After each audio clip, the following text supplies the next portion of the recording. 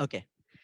Um, so good morning to all of you, dear ladies and gentlemen, dear friends of our computer science department at UNC Chapel Hill.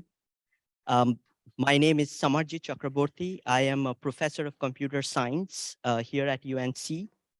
And administratively, I also serve as the chair of the computer science department. So I stand here to welcome all of you to this professional memorial of Dr. Fred Brooks, the founder of our department, who passed away on November 17th, 2022 at the age of 91. Saying something about the impact that Fred had on our department, on UNC campus, in shaping the research triangle as it is today, and more broadly in the field of computing, is both very easy as well as very difficult. And they are easy and difficult for the same reason. He had simply done so much. Fred Brooks grew up in Greenville, North Carolina, and had his undergraduate training at Duke University. He then completed his doctorate at Harvard under the direction of the physicist and the computing pioneer, Howard Aiken, before joining IBM in New York, where he led the development of the IBM 360 family of mainframe computers. These are considered to be the most influential computers ever designed because of their versatility in different application domains at that time. During his time at IBM, he is credited with multiple contributions that have had far-reaching implications and shaped computers as we know them today. Notable among them, as many of you certainly know, was Fred's decision to switch from a 6-bit to a 8-bit byte to accommodate both uppercase and lowercase letters. At that time, it was widely believed that supporting uppercase letters would be sufficient, and determining the implications of adding more bits, especially when memory space used to cost a fortune, required a certain kind of foresight that Fred Brooks had. In 1962, Fred gave an invited lecture at UNC Chapel Hill that initiated the formation of what is today the computer science department. A similar department didn't exist anywhere in the United States at that time. And when founded in 1964, it became the second oldest computer science department in this country. Fred agreed to lead this department, and to do it, he had to live an impressive and lucrative career at a premier tech company. He was 33 at that time, and the discipline was so young that the new department was named the Department of Information Science. It is remarkable that exactly 60 years later, UNC has established a new school dedicated to the study of data science. I will not go into the list of Fred Brooks' achievements. Many of them will emerge in the course of the discussions that are going to happen today. I will instead conclude by recalling my last meeting with Fred. Even after retiring from UNC in 2015, after 51 years of service, Fred continued to come to the department regularly and attend all faculty meetings. When I interviewed here for my job in 2018, he attended my research talk. He met me over breakfast and discussed with me a variety of scientific topics at great length. Now, since the COVID pandemic, we did not have the opportunity to see him regularly anymore. Towards the end of last year, his deteriorating health became an increasing concern for all of us. And on September 20th, which is approximately 2 months before Fred passed away, I visited Nancy and Fred Brooks at their home, along with my colleague, Gary Bishop. I anyway had wanted to meet and talk to him since taking up my current role as the department chair. And we spoke over more than an hour. Fred was attentive and curious and asked me about my interactions with the college, with our provost, who is here today, and what our plans are for the department as we move forward. it was clear to me that his engagement with this department had not diminished a bit. He continued to deeply care for this department and its well-being till the very end. The department has and continues to benefit from the intellectual atmosphere and the collegiality that he established here nearly 60 years ago. I would like to thank all the members of this organizing committee, Mary Witten, Steve Pizer, Gary Bishop, and Henry Fuchs for putting this event together. This also wouldn't have been possible without our external relations team, Melissa Gunnell, Erin Lane, Brett Piper, and also without the help of Jim Mahaney. I would also like to thank our Senior Associate Dean, Jay Cable, our Dean, Jim White, our Provost, Chris Clements, and our Chancellor, Kevin Guskowitz, not only for generously supporting this event, but also for being a strong champion for our department. Finally, I would like to thank all of you for coming here today and for joining us in this event. We will start this day with a short video clip of Fred himself talking, and we will also end the day at 4 p.m. with another such clip. Both are taken from an interview of Fred that our department colleague Gary Bishop conducted in March 2021 at the sponsorship of an ACM program in which Turing Award winners are each interviewed by a person of their choosing. So without further ado, here is Fred Brooks on how he got interested to computers. And while we see that clip, I invite Henry Fuchs, who is going to lead the next panel. Thank you very much.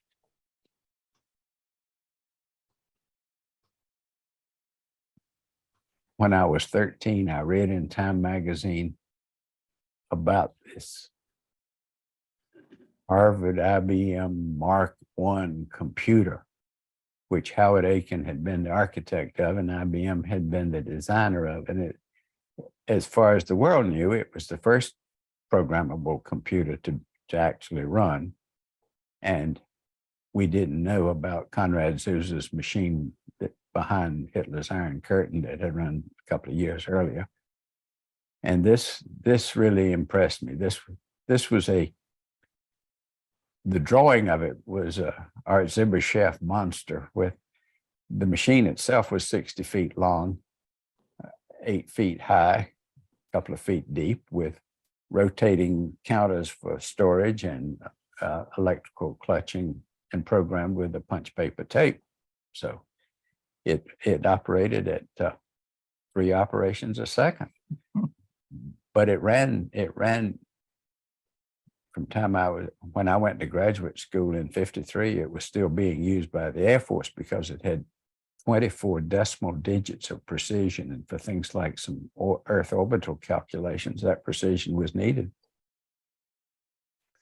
So without further ado, we have the first panel of pioneers from the 60s. And while they're getting up here, let me introduce them to you.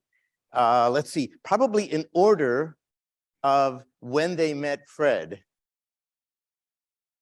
Coming up on the stairs, here's Bill Wright. If I recall correctly, Bill and Fred met as undergraduates at Duke, is that right? And had been together off and on till the very end at Harvard and at IBM and at UNC until, let's see, retirement at 1996. Here with the sweater is Peter Calingaert. Peter and Fred met as graduate students at Harvard. Do I have that correct? And then Peter followed Fred to IBM in 1962, do I have that correctly? And then followed Fred to UNC in 1968 and was on the faculty here at UNC until his retirement at 1995. Next, on video is Craig Mudge from Adelaide, Australia, where it's probably like 1 in the morning. Is that right, Craig? Yes, yes. Yes. Thank you, Craig. Craig was a graduate student here between 1968 and 1973. Fred was his advisor, and Craig went on to stellar things in both academia and in industry and in government. I could go on and on, but let me say just one thing. Craig, during the 1990s, was director of the legendary research center Xerox PARC. He did all kinds of other things, but we'll get to that later. And finally, the youngster in this group, I think, is Dick Seitz, who came here in 1969. And if I might start off, what I heard about Dick Seitz was he came to Fred the first year. Now, let's see, could I say, is there anybody here who was a student in 1969? I guess Craig was here. Anybody else who's, yes. So what I heard was from Fred was that Dick said there weren't enough people here, you know, to talk to. It was a very small department at the time. And what Fred told me is that he called one of his friends, Don Knuth at Stanford, who was then the most prestigious leading computer scientist in academia, and said, this is according to Fred, I have this really excellent student here. I think he would do better at Stanford than here, in this little place in Chapel Hill. And that was enough for Don Knuth. And so after 1 year, Dick went to Stanford and on to all kinds of great things, including, by the way, one of the two main architects of the DEC Alpha microprocessor from the 1990s. That was like the world record holder at the time of microprocessors. It ran circles around the industrial leading popular x86 at the time. Do I have this correct? It was just an amazing. Oh, and other minor little things like binary translation. You know, it's what I heard just recently this morning was that the problem with the DEC Alpha was that, you know, it didn't run Windows. But Dick said, well, you know, we could just translate the binary from x86 to Alpha and it will run faster. Anyway, so that's the panel. I'm just a kid here. It's just, so I think what we should do, if it's okay with you guys, is start off with people in order of what they met Fred. Is that okay? But jump in. What if we say no? You could say no. Would you like a different order? Okay, Bill, Okay, I met Fred. you might want to hold this Oh, thing yes. because, Okay, yes. I met Fred in 1949. We were classmates at Duke and we were later classmates at Harvard. Incidentally, I joined Fred at IBM in 1958. Oh, 58, I'm so sorry. Okay. Anyway, Henry has asked me to relate a tale from the years that we were at Harvard, at IBM together. In 1960, IBM found itself supporting several lines of incompatible computers. And they were lines, there were more than one machine in each line, because as customers' applications grew, they had to have more powerful machines. At any rate, this meant that IBM had to support not only several lines of hardware, but also the software that went with them. And it was untenable. So the corporate management edicted that we develop a single computer architecture to support all applications and all performance levels. It was initially called Project Spread. It became the architect for the System 360 line.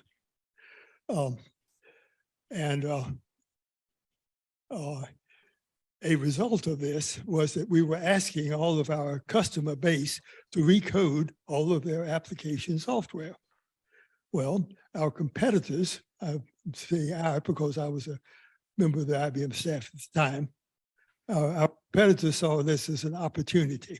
In particular, Honeywell announced an entirely compatible 1401 machine. They titled it the Liberator, and their marketing strategy was obvious. May I mention to those of you that are too young, the 1401 was the base model of like the entry-level computer at the time and was the most popular machine at the time, Oh, right? yes, by far. And was like 60% of the income of IBM, It something like was, that? it was a substantial fraction of the IBM income. Anyway, we had a crisis, and meanwhile, the lab manager at Endicott had authorized the development of a 1401 successor using the technology that was being developed for the 360.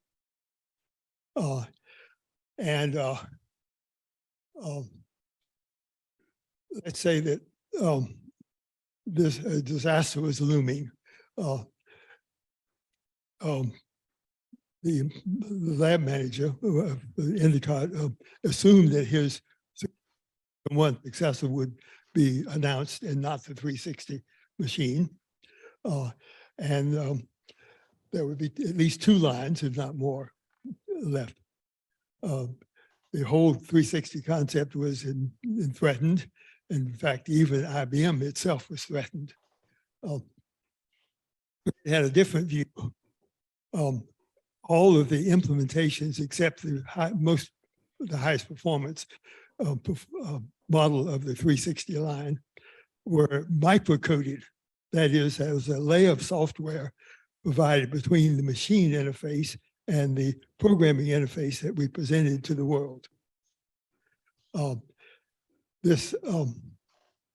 And Fred realized that the hardware that Endicott was designing for the Model 30 of the 360 line could be microprogrammed to emulate the 1401. And so he and 2 of the architecture staff went to Endicott. And in one very long meeting, we got very little sleep. We sketched out an emulator for the 1401. This, of course, was not mentioned to the public. We were not allowed to announce it.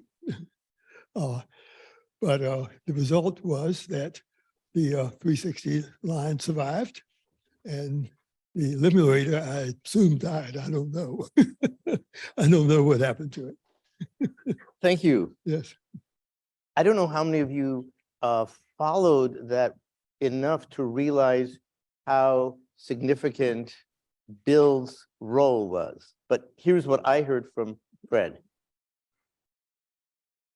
So you understand the basic of this story is that if it turned out that this secretly authorized project by the 1401 manager for a successor would have succeeded because it would run much faster, then it would undercut this notion of a single architecture throughout the IBM line and the whole notion that customers could start by using a low-end machine and then graduate to bigger and bigger, say 360 machines as their needs grew.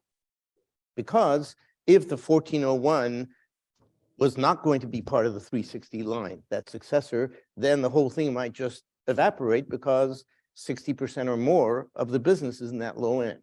And so what I remember Fred saying, that Bill's part was so crucial because Bill and this other guy were, as Fred said, the cavalry of the entire 68,000 member crew worldwide of this.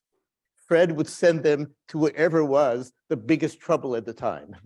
And one of the biggest troubles was this possibility that the low-end machine, that whole division would not buy into this notion. But after Bill's and this other person's demonstration that the 360 low end could emulate it to something like 60% of what the 1401 successor would do, Fred said that the head of the lab didn't even show up at the next meeting. Fred said, I knew we won. Is there any stories from Harvard days that you want to tell even before IBM? Well, I'll tell the story after the story about IBM, Okay, but the days were earlier. And I want to address a facet of Fred that many of you may not have been aware of. And this is his skill with language. He was not only a toolsmith, but a wordsmith. And I want to give you just one word, but I have to explain for lots of words beforehand to make it, so for it to make any sense.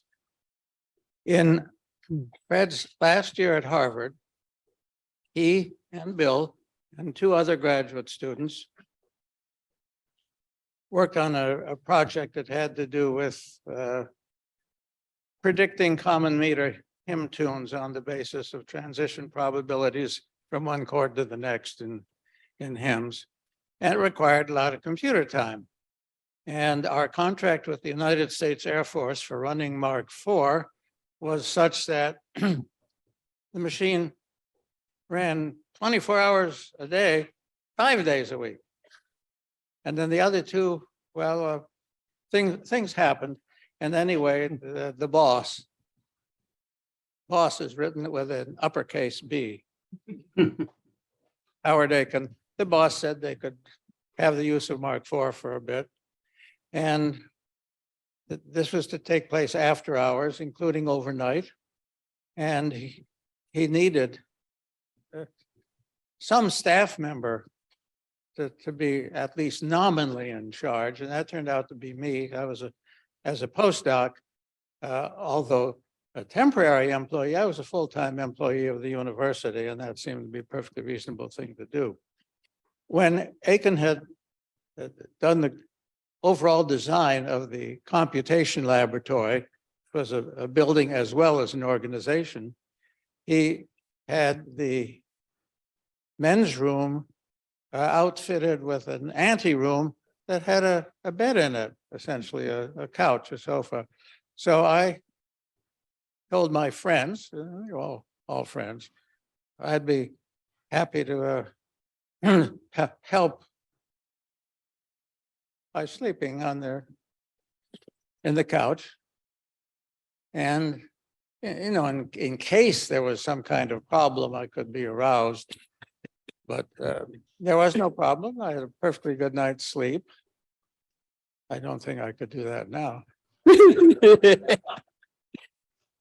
And afterwards, Fred thanked me. And the thanks, by the way, did not make their way into the published article.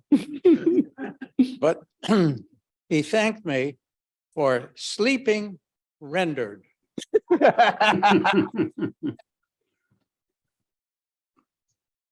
Thank you for that story. I can add another piece to that story. We were told that if we turned the machine off, we were not allowed to turn it back on. And this was because normally on Monday morning, there was substantial maintenance necessary to bring the machine back into operation. It was a vacuum tube machine, and usually a few tubes had to be replaced. Well, on one occasion, we ran the full 48 hours or something until Monday morning. And when the regular crew came in, they found the machine worked. They didn't have to replace any tubes. I don't know whether they decided to run it 7 days a week then or not.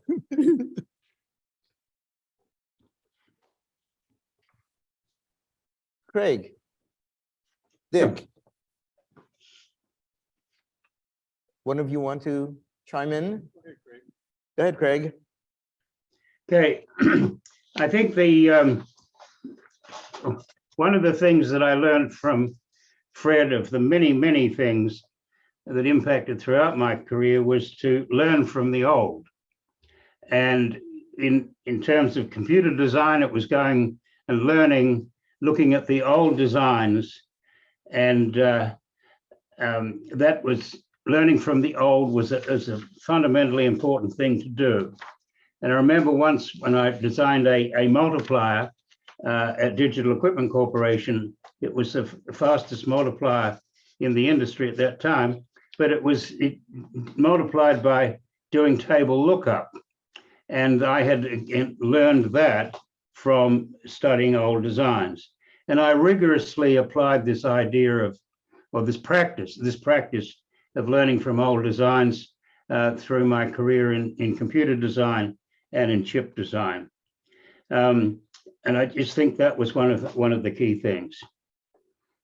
Another thing I remember is that we had this course called Comp 321, which was a seminar in professional practice and teaching. Now, it had no credit, but it was required.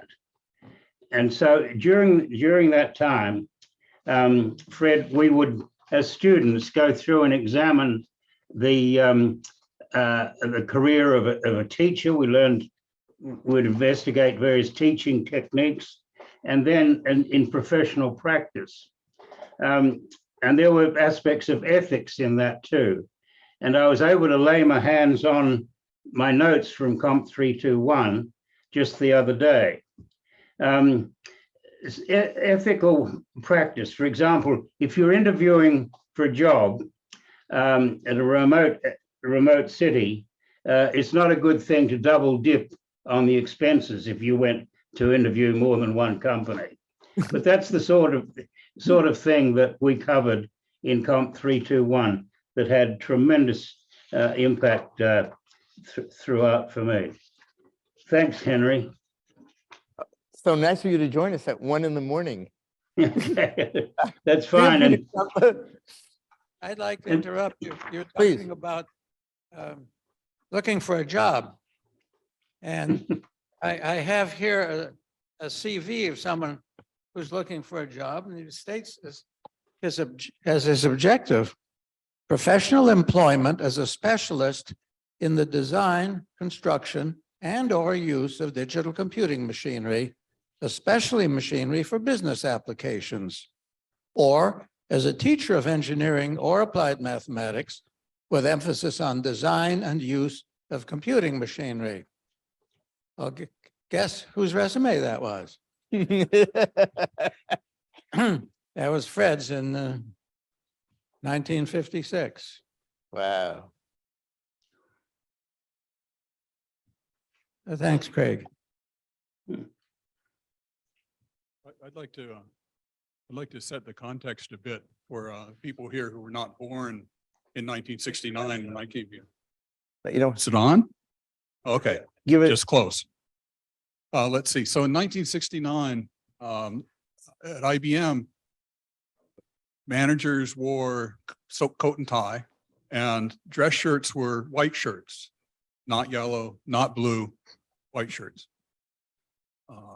Also, managers and programmers were almost exclusively male.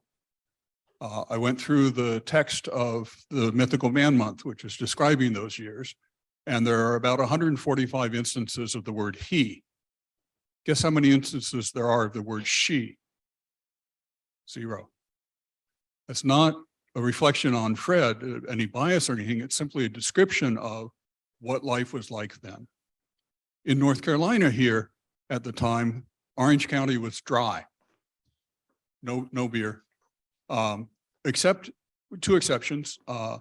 You could take a bottle of wine to a restaurant that had a state-issued brown bagging license, which meant that you had to keep your bottle of wine in a brown paper bag, and you had to keep it below the level of the table so that it wasn't advertising to young children that you could drink alcohol. The other exception, of course, was the inn across the street, which had a bar, but it was organized as a whites-only private club. So things have changed a little bit. Let's see. So when I got here, I had the great blessing. Fred asked me to be his teaching assistant in the computer architecture course.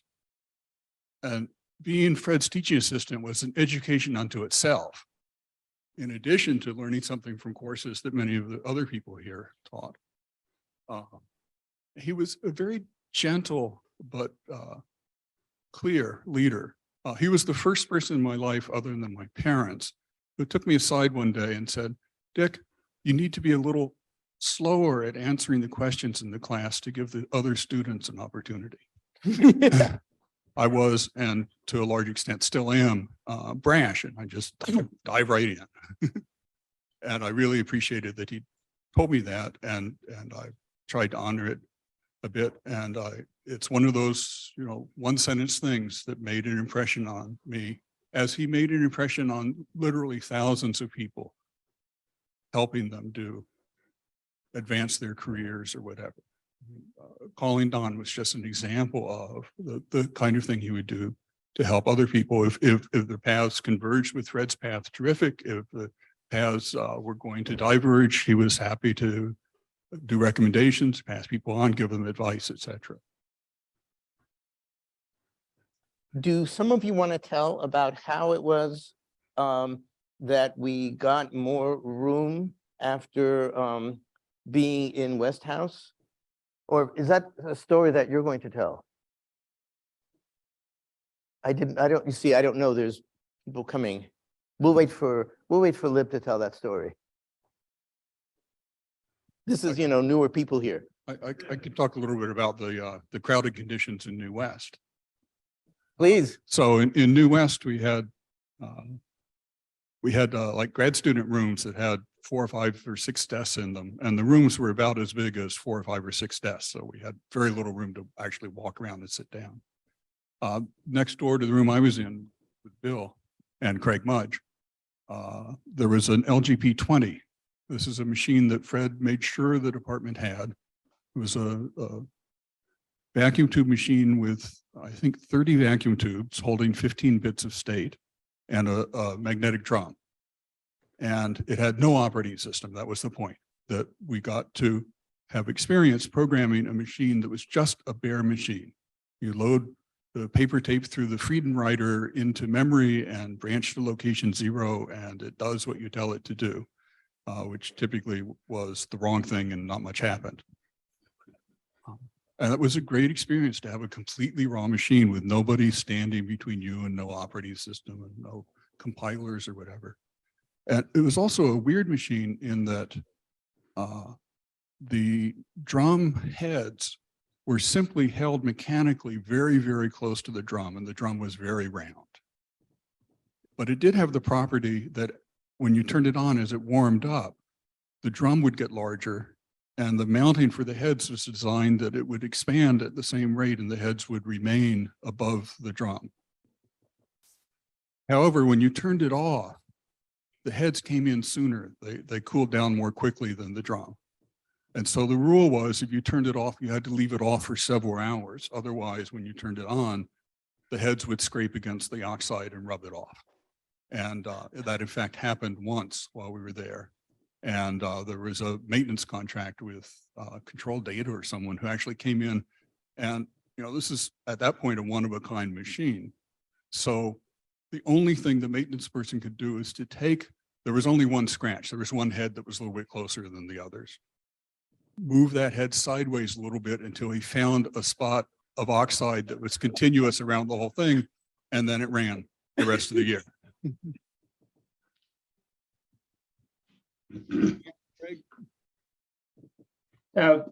Look, I wanted to thank you, Dick. Thank you.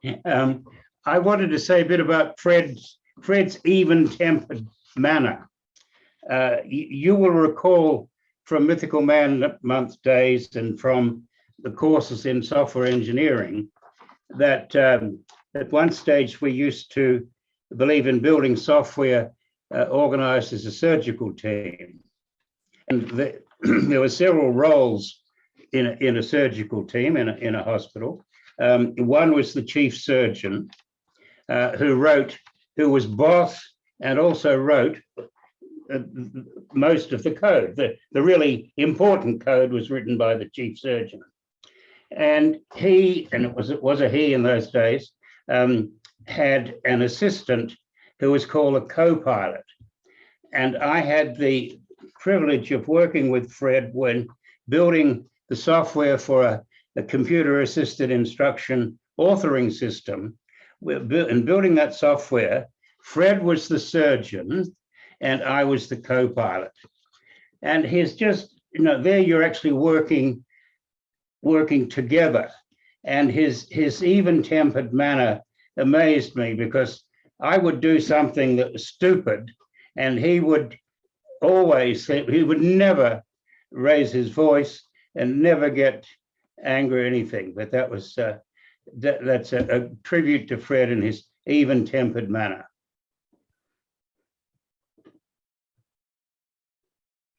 We have here in Bill and Peter, people who could talk about how his character was in earlier days. That, as I recall, Bill, you and Fred even roomed together during a couple of summers. Do I recall that correctly? Yes. And you drove across the country, I think, for one of those? Yes, we shared an apartment on Manhattan Island when we both worked for Bell Labs. And we shared an apartment later in Los Angeles when we both worked for North American Aviation. And on that occasion, we drove across the country, not the most direct route from Boston to Los Angeles. I think it was a total of 11,000 miles for the round trip.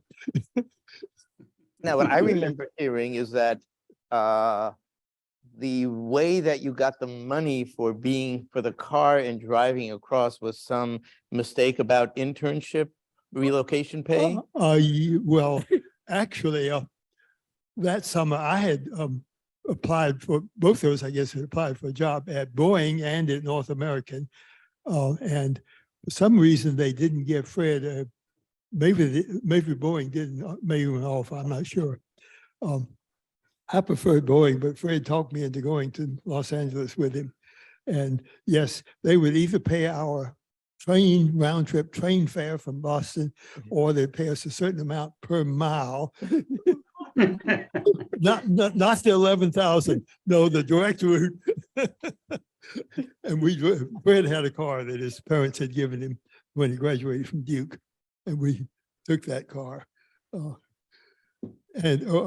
Okay, of course, on crossing the country, we visited a number of things, national parks and sites of scientific and engineering significance. I think once Fred described the trip as we didn't miss a damn site. Yes. He credited you, I think, for pulling him into the dam sites. Oh, well, perhaps I was an electrical engineer and I had an interest in power stations. There was talk about how careful Fred was always with money. You want to tell about how you made sure that you evenly paid for your Oh, yes. We had a bus token from the Raleigh transport system, and we dubbed it a half-cent coin, and we passed it back and forth if the cost of the meal or whatever it was an odd. You wouldn't want to, accidentally be in debt to the other person by a half a cent, that would be too much. You can always solve it one way or the other. Who gets to pay the extra penny?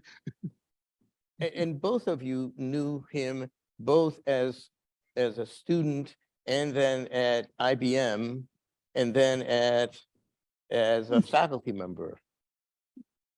Yes. Things changed from those transitions? It was the same Fred, I think. Yeah. You want to hold that to? They work better with the switch on. My reaction is simply that Fred was Fred. I think he got a little milder over the years, a little more diplomatic. Toward you? Of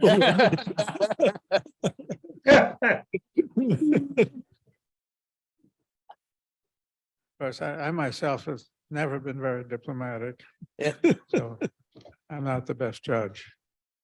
Yeah, one of the things I remembered when I got here was that Fred had something like 5 clocks on his desk, Oh, and he would switch which one was running based on what he was doing. So when he was working on class stuff or Excuse me, I gotta ask, how many people remember Fred's clocks in his office? Oh my All God. right, does somebody want to, wait, keep your hands up. I think, Jim, somebody wants to take a photo of this as what is the influence of Fred's clocks on our lives?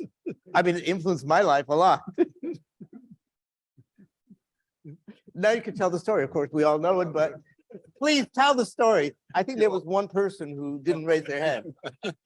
So you all know the story. So he switched clocks based on what he was doing. And I found it intimidating to come in as a TA, switch to class, but I got used to it. And of course, at the end of the week, then you could see where all the time went and then adjust what he did the following week so that he spent the time more closely aligned with what he actually wanted to do. I think Liv knows a lot more about that and may talk about it later. But I could tell you that I once asked him, because, every time, as you all know, we'd go into his office, he would stop the clock of what he was doing then, and he would turn on the other one, whatever was the topic of this conversation. And once I said, so you've been keeping this like for the last, whatever it was, 45 years. What have you learned from all this? And he said, in the first 20 years here at Carolina, the amount of time, this is for Chris and Jay Cable's benefit, the amount of time that I spent on department administration went up from roughly 1 day a week to 2 days a week. And what I want to tell you is that was in spite of the fact that he took Howard Aiken's recommendation to have an executive officer. Are you going to tell that story? Okay, could I tell the story? I know as a moderator, I'm not supposed to tell stories, right?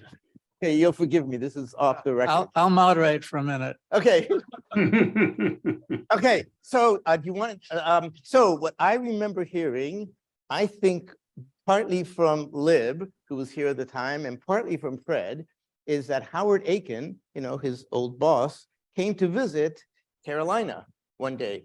I don't know what year that was, but what Lib tells me is that she had never seen Fred in a different state other than in that day. Do I remember this correctly? Because Fred was the boss here. I mean, there was no question. There was Fred and there was the rest of us, right? But when Howard Aiken came, it was a different dynamic. So Howard Aiken, according to Fred, asked, so how are things going? And Fred said, things are fine, except the amount of administrative load is killing me. What you need, says Aiken, is an executive officer for the department. To which Fred said, oh, please, I cannot, in good conscience, ask another member of this small faculty to take on some of this load. I mean, it's just killing me. No, says Aiken. I don't mean a faculty member. Hire a business person, like, a recently retired business person who knows how to run the place and could be executive officer. And that's what he did, right? Now, I forgot it. Was a retired vice president of some company that made cables. I think.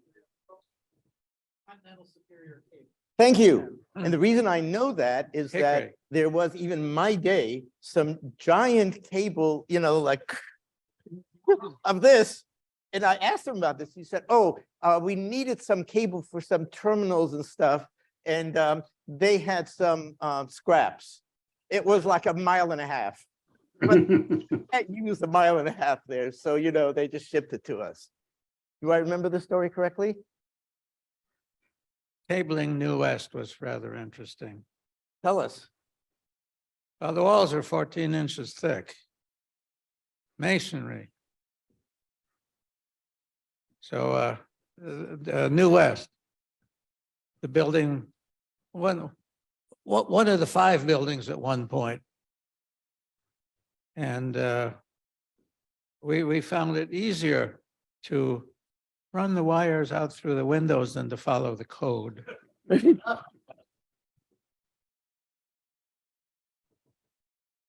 Wow, I could tell you, I mean, when I came in 70, oh, I'll wait for my own panel in the afternoon. 70s is too new. I'm told, I think we have till 11 o'clock. We have till 11? The next panel has to be seated by 11. No, next panel is seated by 11:15. We have 15 minutes for the next panel. So we could go on for another 8 minutes and tell stories. Let's bore Yes. these people for another 7 minutes. Yes.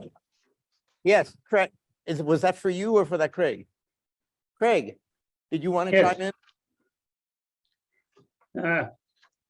No, but well, from another experience, the running the cabling outside of the building, I used that technique once to get a telephone installed more rapidly. And it was when I was working for DEC in Boston, and I actually ran a cable that was made very visible from one floor to another, and it was so embarrassing to the to the maintenance people that they hurried up and fixed that. But in a better example was when I started a research group in Adelaide with CSIRO, which CSIRO is Australia's national science agency. In order to speed up things, I had a big VAX coming along, and and there was no place to put it, so I hired a what do you call those? A trailer, and put the VAX in that. But the cable, big fat cable, came from that trailer up to the building. And again, that was so obvious to everybody that smartened up the speed with which the thing was cabled correctly.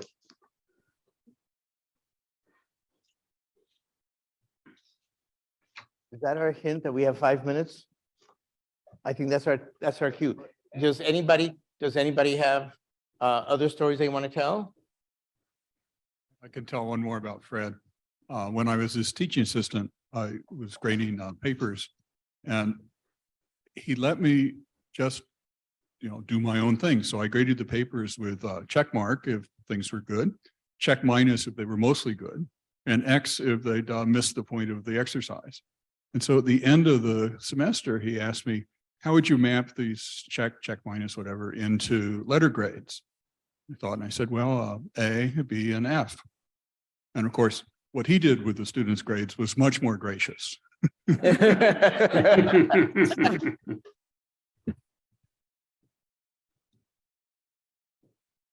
I forgot to mention an introduction to you, Peter, that you, if I recall correctly, you were on the 360 patents.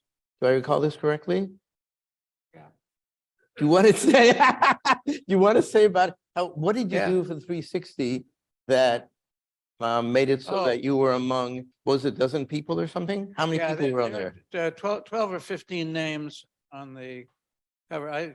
I've thrown out my copy of the patent except for the top page. I had to assign it, of course, to IBM, so they got all the money from it. There were maybe a half dozen of us from Poughkeepsie who had worked on the architecture, and a half dozen from Endicott who worked on the engineering of the working model that we more or less had at the time of submission. And the earliest invention that counted for the patent attorneys was made by Gene Amdahl, Jerry Blau, and me. That's ABC if you use the name ABC. I've got another ABC story, but that's something else. We just brainstormed one day around a table working on the edit instruction, where you moved along your data and you moved along a template of some kind that directed how you were going to edit this field of information. And we worked very hard to be able to do it with a single pass over the data, because coming back and doing another pass is going to, and on some of the models, it would cost you a horrible amount of time. And a little later that day, or maybe the next morning, Jerry came around. Jerry was organized. Jerry was the chief architect, to my mind. You would agree? Yeah. He carried around a Very briefcase, loud. carried around a briefcase with bits. The bits in the program status word. And this was Fred's characterization. Somebody came up with an idea for how to do things and said, well, I need a couple of bits in order to carry out this function. And Jerry thought it was good. He'd assign the bits. If Jerry thought it wasn't, well, I'm sorry, there are just no bits available for that clever idea of yours. Anyway, Jerry came and said, we need to submit a disclosure. So he wrote it up, and Gene and I and Jerry signed it, and it went off. And it was the first disclosure, and it's certainly not the most important, except for time, which is important. Prior art is a very key concept in the patent business. Cool. That might be a good, actually, I think this means that our time is up. And given that it's 11 o'clock, we want to thank you all. We now have 15 minutes of break, during which I think they can go out there to get something, and the second panel will make their way to the podium. Thank you for your time. All right, let's get started. I'm all about starting on time. One of the things you learned in 321, okay, was you start on time and you end on time, because that gap between classes is the student's time. It's not yours. So next panel, I'm your moderator. I'm Gary Bishop, and I'm going to introduce our panelists in order of arrival. Okay. Livmore Jones joined in 64. Okay, 64. Fred's secretary, founding staff member in the department, mother of the department. Fred would often introduce her as. Yeah. Served for 16 years, now retired. Steve Pizer, Keenan professor at UNC. He's been a professor since 67. He arrived in 67. The man has 58 PhD advisees. Okay. Crazy. Steve Weiss joined in 70, retired in 2010. He was chair for 15 years and a half, and is certified as being the best teacher around. Oh, yeah. Okay. And finally, the last arrival in the group, Steve Bellovin. We've got 3 Steves up here. Steve Bellovin was a student at UNC from 72 to 82. He had the kind of weird trajectory that I had. He was a student, and then he was faculty, and then he was a student. He's now a CS professor at Columbia.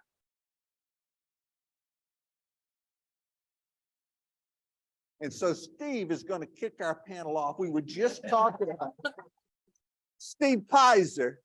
Dr. Pizer is going to kick our panel off. We were just talking IBM days, and here's an IBM segue into UNC.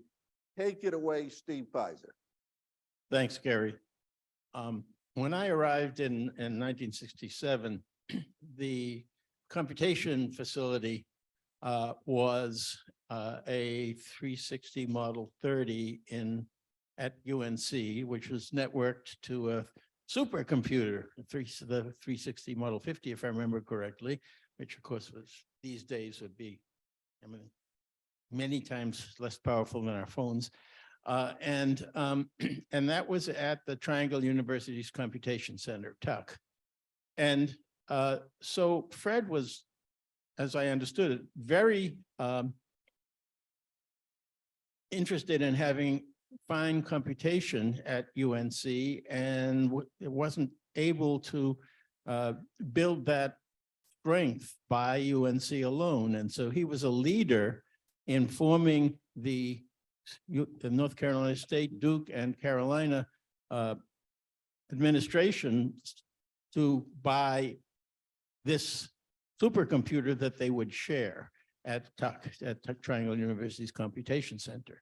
And so that was a major contribution, not just to UNC, but in his, which was a strategic thinking, also to the Research Triangle universities.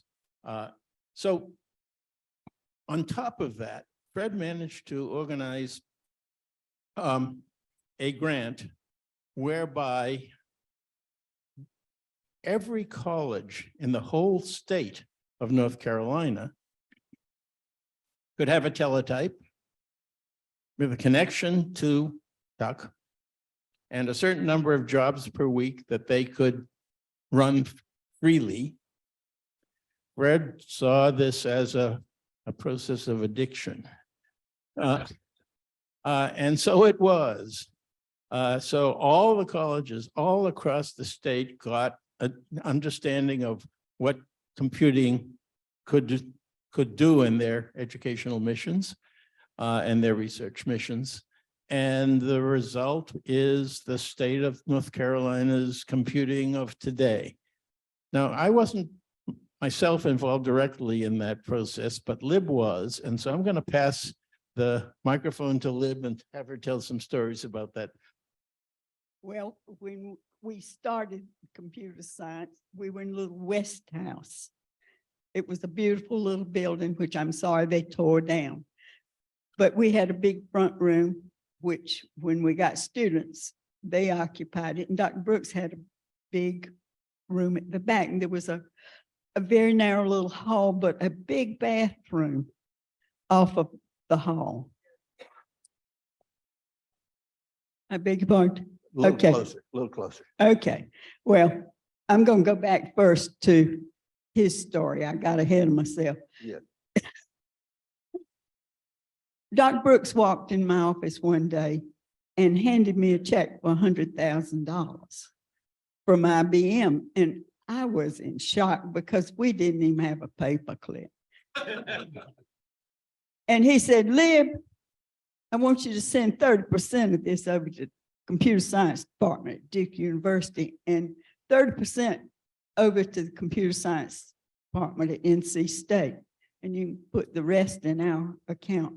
And I hit white heat. Back in those days, these three schools were enemies. And I stood up and hollered at him, Fred Brooks, have you lost your mind? Duke's an endowed institution, and why would you send anything to Cal College?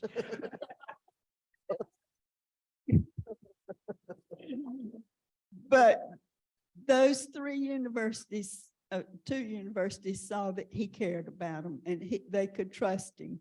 And that brought forth their coming together on many fronts. Now the three universities honor each other, but it was a different ball game back then. All boats rise together, Fred would say. Glory. What I started to say was Nancy Brooks wanted me to tell you about another story from Little West House. We didn't have room for much of anything in there, and all of the papers that Dr. Brooks had me type and print for his classes had to be done on a mimeograph machine. How many of you remember what a mimeograph was? A lot of folks don't have any idea what a mimeograph machine was, but the only space we had for that mimeograph machine was in that bathroom. And he usually came in, we both get there about 8 o'clock, and I'd type his papers and have them ready for his class. But on rare occasions, Dr. Brooks would be late. You hear it coming. And I would quickly type them and run in the bathroom and print them. But on rare occasions, the door would be locked. And I'd beat on that door and say, hurry up in there. And then somebody said, I can't live. But I'd go in finally and get the mimeograph machine running. And I would turn the mimeograph machine with one hand and hold my nose with the other. I mean, that's the level at which the department started. You're a long way from that these days. So Steve Pizer has a follow-on to that, I think. Yeah. Okay, so in West House, which, okay, so when I arrived in 67, 3 brand new assistant professors joined Fred as the tenure track faculty. So, and Don Stannett and Dave Benson were the other ones. And we made the department not fit into West House any longer. And so our first offices were actually in the basement of Phillips Hall. But anyway, so Don, like as with me, was in an office in Phillips, and he had a penchant of preparing his handouts rather late. And so he would run, on this particular day, he ran over like 15 minutes before class to get the handouts printed on the ditto machine, on the mimeograph. And so the way things were organized was that there was a big front room, and Lib and a couple of other secretaries, one of whom was Sally Klotfelter, were in the front room, and Fred was in the big back room, and the students were in these little cubbies. Anyway, Don came running in with these masters and said to Sally, can you make these for class? Just as Fred disappeared into the toilet where the mimeograph machine was. And so Don said, can you have these for class? And she looked at him and said, if he doesn't read.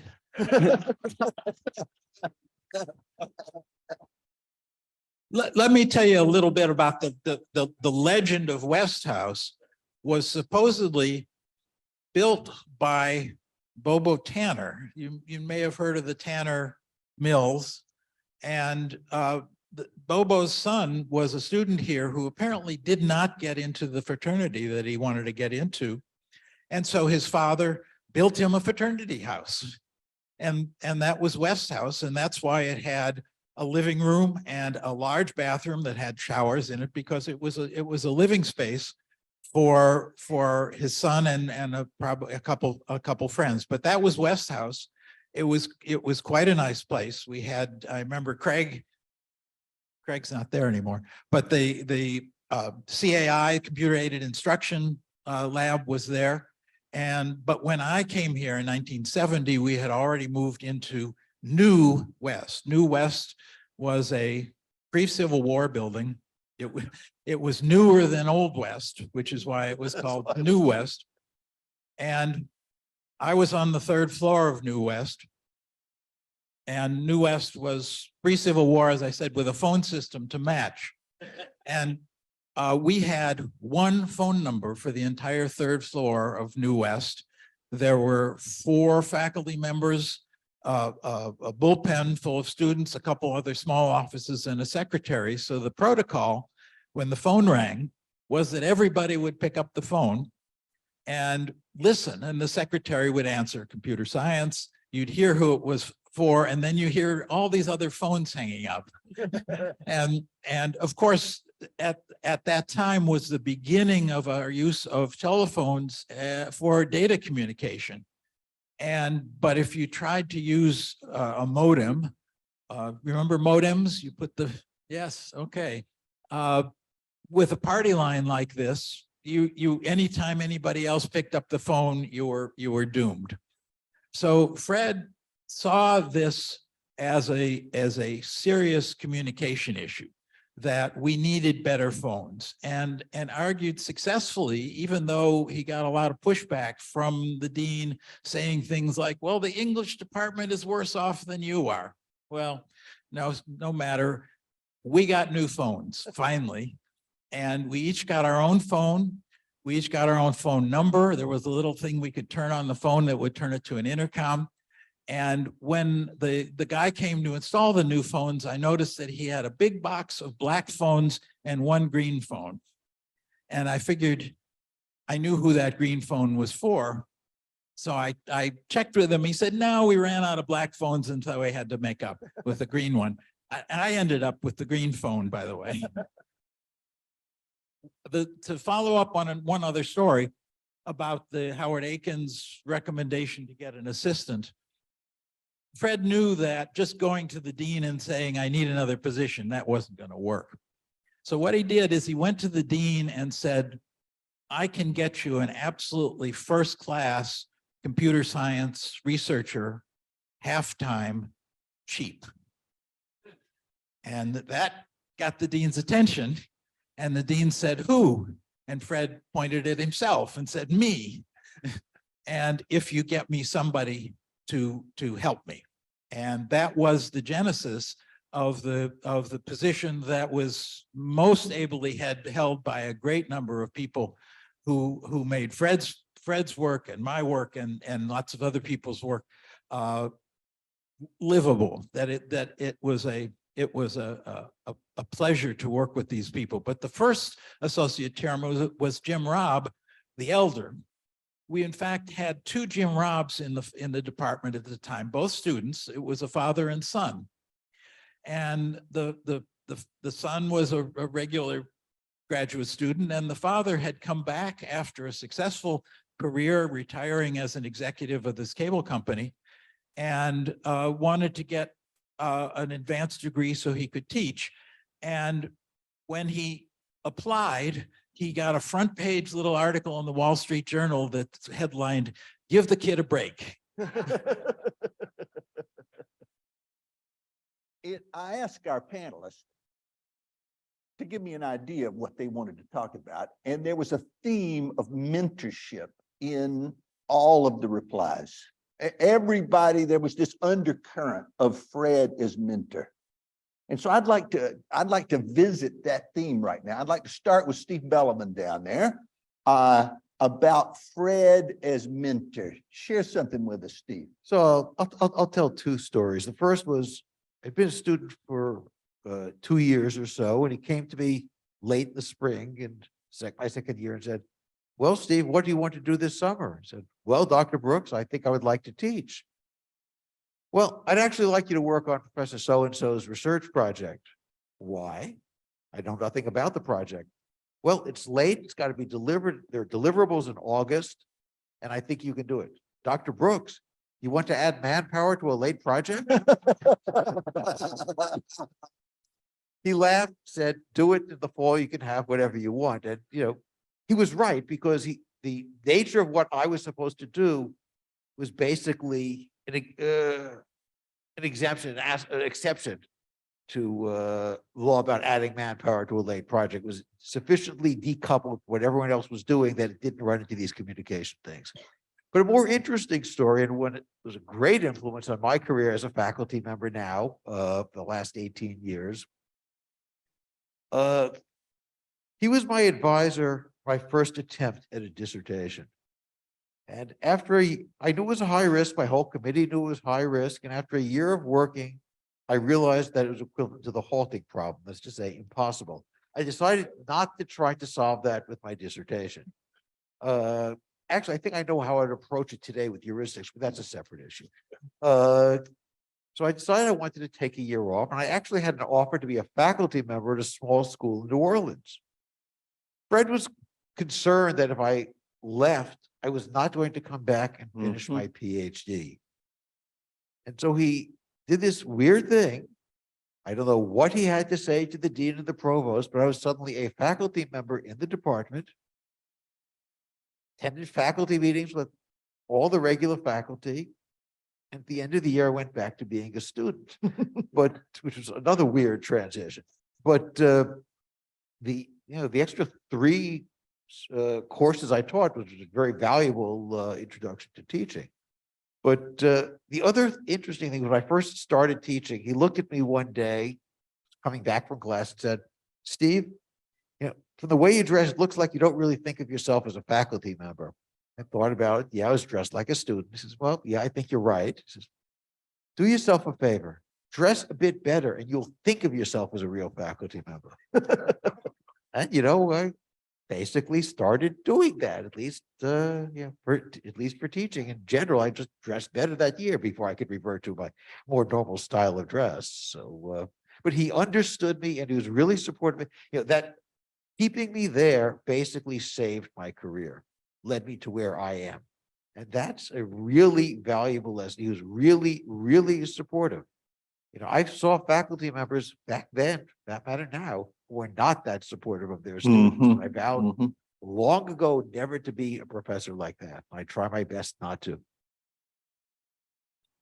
I want to follow up on, Fred was not just an extraordinary mentor to his students, but to us junior faculty members.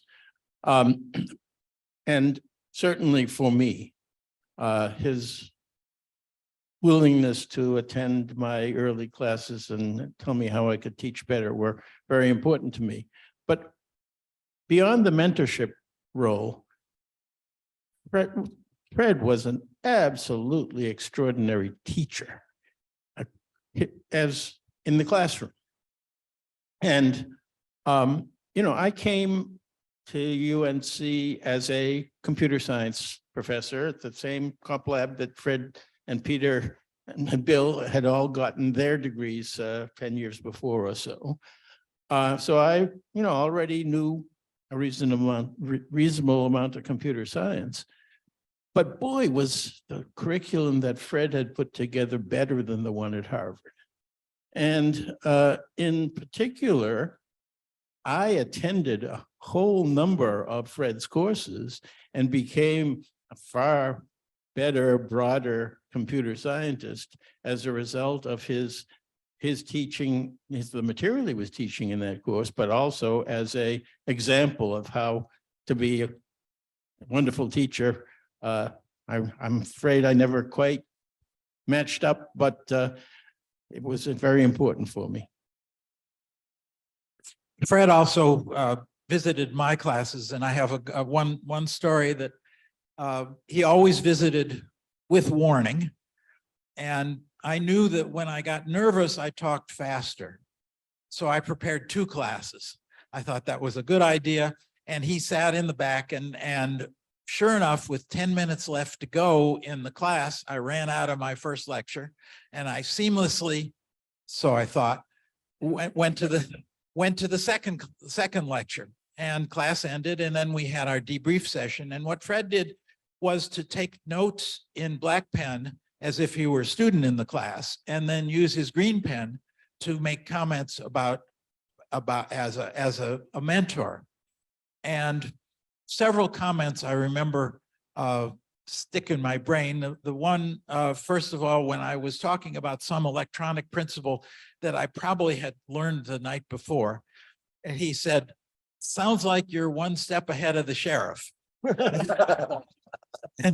And indeed I was. And then when we got to the place in the class where I shifted from one lecture to another, he had written, "You should have stopped here." So I learned a very valuable lesson that day, and that is nobody gets unhappy when you stop early. I also co-taught with Gary and Fred the teaching class, and it was a little intimidating for me to have Fred there when I gave my insight about teaching. And one time in particular, I was particularly nervous about saying that I was set my watch by the National Bureau of Standards, and I started my class on time and I ended my class on time, and that wasn't that awfully anal. And I was so relieved, then they both agreed with me.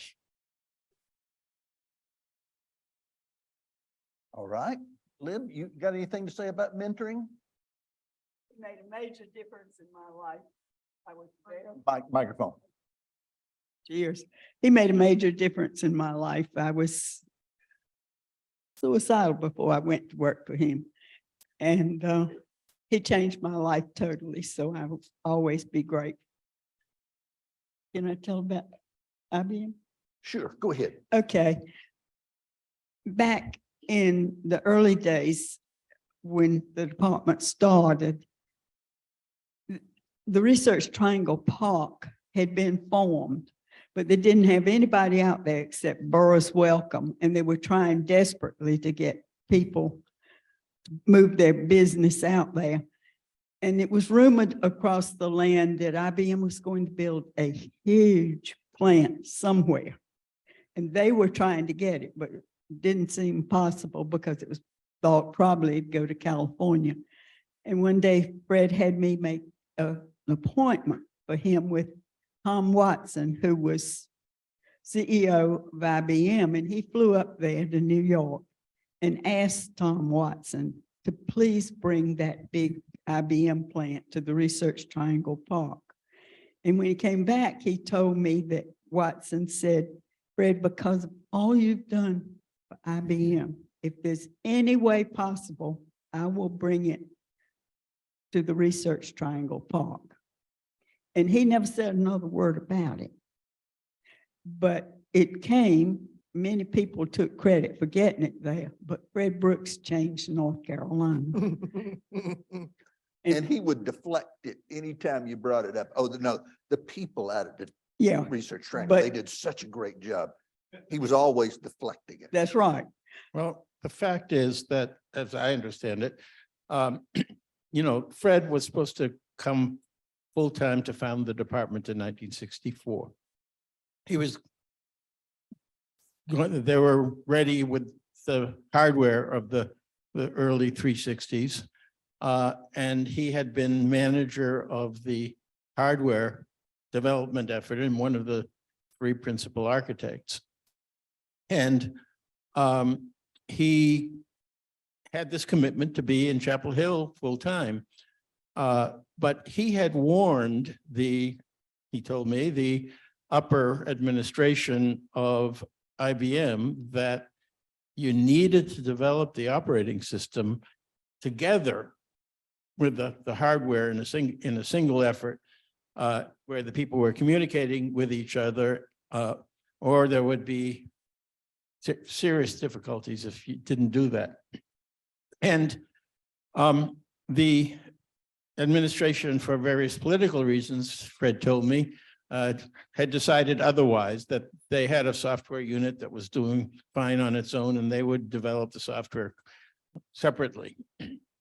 Well, so it turned out in the middle of 1964 that the operating system was a catastrophe. And Add more people. and Tom Watson prevailed upon Fred. He said, can't you stay for another year and take over the operating system development effort for a year and try and recover it to the point of usability in a year. I have characterized that hearing from Fred as turning a catastrophe and only into a disaster. But anyway, Fred said, no, I can't. I'm committed to come found the computer science department at UNC. Tom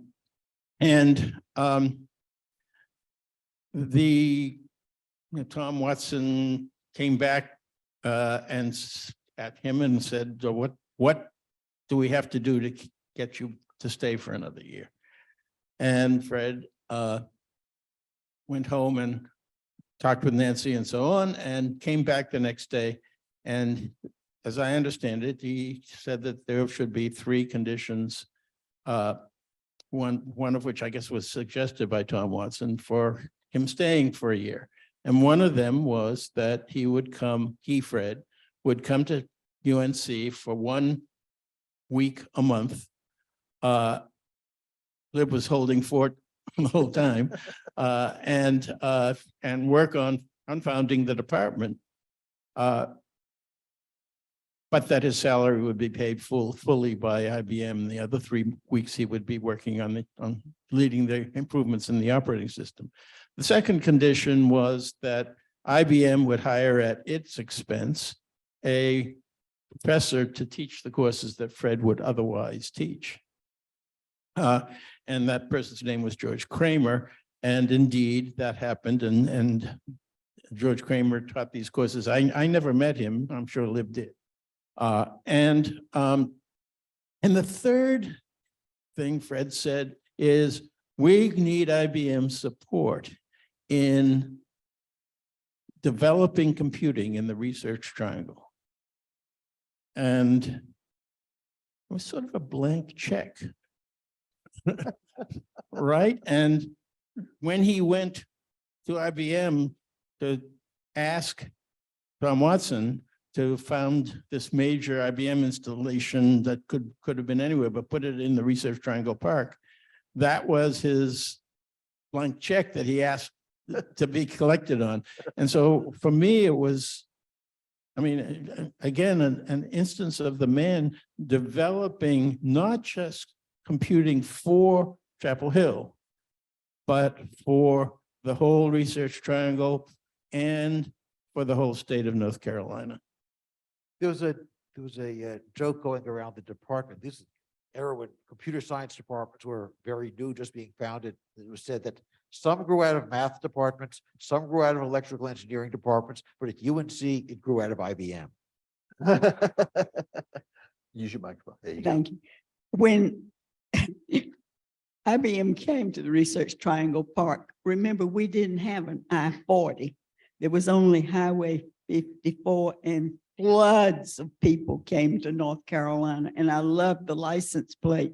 Many of them had, it said, I drive Highway 54, pray for me.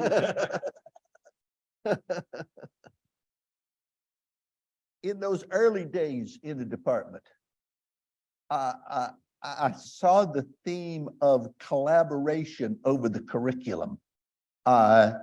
Here's this giant who could have just told you what it was going to be, but I understand there was some collaboration there. Could some of you address that? I guess I'm talking too much, but I was at that meeting. And this was a very important indication of Fred Brooks. Okay, so first of all, I should explain West House being this very nice building that had been built for this student had a really nice garden. With curly walls. And anyway, we would hold our faculty meetings in the West House garden. So this was in the very early part of Don Stannett, Dave Benson, and me being members of the faculty. There were also a few adjunct faculty members who were teaching and joint faculty members. But anyway, Fred called a meeting in the garden. Dave, Don, and I were there. And Fred said, we've just been accorded a PhD program. You have to understand the department was founded as a graduate department initially. Fred was very much of the opinion that at the time that computer science was, I mean, at that point he had named the department Information Science. He felt the idea of the science of informatics was what we were about. That he didn't call physics oscilloscope science.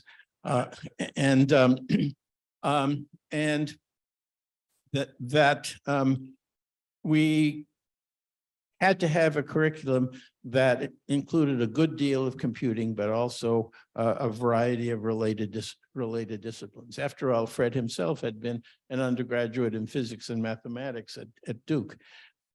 Anyway, what really impressed me was he said, we have a new PhD program. What do y'all think it ought to be?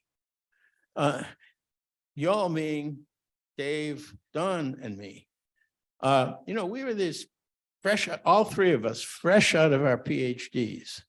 And that was the way in which Fred led the faculty. He very much in an inclusive fashion, and in a way that we all had a feeling that we were helping building the department together.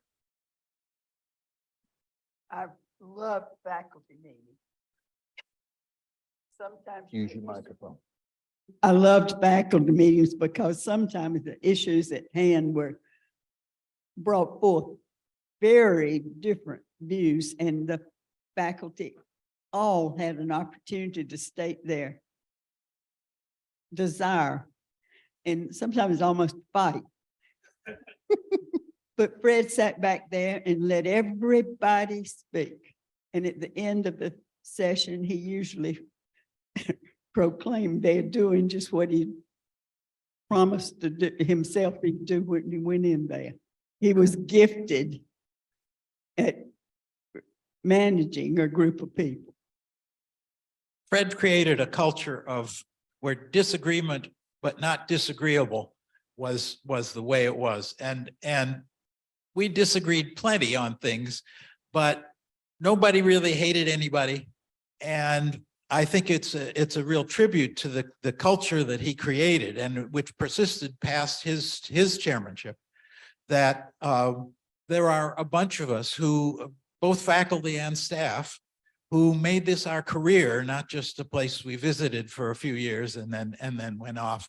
And I saw the other side, as I saw lots of other departments, and I had friends. I had one friend who started at a department I won't name, and by Thanksgiving he had his resumes out.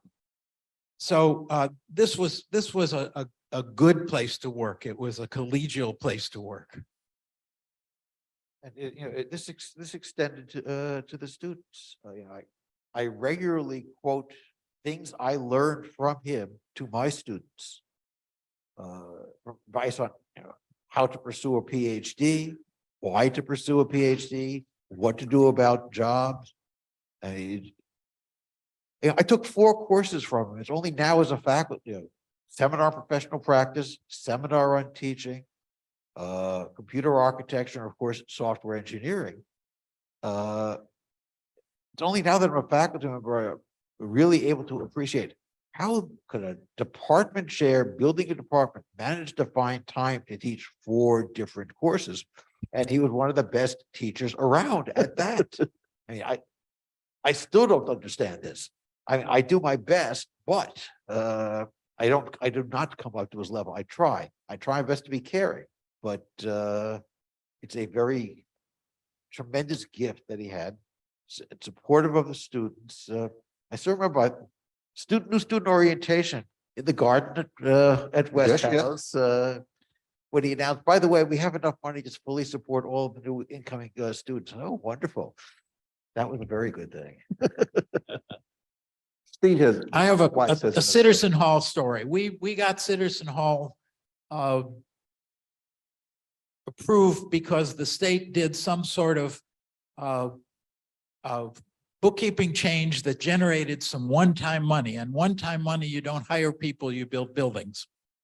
And Fred argued convincingly that a building was important for the success of computing, not just at UNC, not just for us, but for the state. And so we got Citizen Hall approved. We had an architect, the architect designed, and Fred looked at the blueprints and saw that the design for the lobby was too claustrophobic. Looking at just the 2-dimensional drawings, he saw that. The architect said, nope, it's fine. Well, Fred went by Davy Crockett's, at least according to Walt Disney, who said, be sure you're right and then go ahead. Well, We got 5 minutes. Fred knew that it was too claustrophobic, and so he built one of the first walkthrough models of the Citizen Lobby. And when the architect saw that, he said, you're absolutely right. I'll change the design. And so that's why the lobby is the way it is with what we call the world's largest sofa. And by the way, I have some documentation here. Here's a book called Virtual Reality. It's a cool book because it has some glasses in the back, but on page 47 is the Sitterson Hall story. So this is real, and Sitterson Hall is better because of Fred's view at the two-dimensional time of what the three-dimensional building would be like. Yeah, I want to switch to one other aspect of Fred's view of computer science and of our department. And you all have heard about his notion that the computer scientist is a toolsmith. And that is to say that what we're about is building things that other people are going to be the users of. I was a particular beneficiary of that point of view. I got my PhD in computer science at Harvard. I was doing proper computer science, but on the other hand, my PhD dissertation was done at Massachusetts General Hospital on a medical image computing problem. And the idea that somebody would be interested in a person who was, not doing computer architecture or not doing software engineering or one of the central things focused on the computer, but focused on means of applications of computers, was something that I was impressed he would hire me as that. The fact is that the other two faculty members that he hired that year, Dave Benson was an expert in semantics, and so a relatively theoretical aspect of information/computer science, and John Stannett had done a dissertation in automata theory. Anyway, the point is that he saw computing as including both the computer and its support on the one hand, and applications that were measured by the user as being effective. His mantra was the computer science was like a swordsmith. His success is measured by the lifespan of his clients. I use that line regularly, but yeah, I never got a chance to tell about the very odd twist to my career in the last 6-8 years. I'm an affiliate law professor now with no law degree, but I'm using my knowledge of computer science to try to influence lawyers and judges and legislators, and I'm having some success. But again, I'm using computer science in an oddball way, but I'm building tools, using these tools. I wanted to say that. Mike. Forgetful. I wanted to say that Dr. Brooks had such an impact on my life. He also was in 1973 chairman of the Billy Graham Crusade in Raleigh, which was no small issue. And I also found out that at a dinner party at their house one night after I was married, that my husband and Fred were third cousins. So I've been very much a part of the family since then and love them all and appreciate so much all that Fred meant in my life and so many other lives. All right, thank you. We're at lunchtime.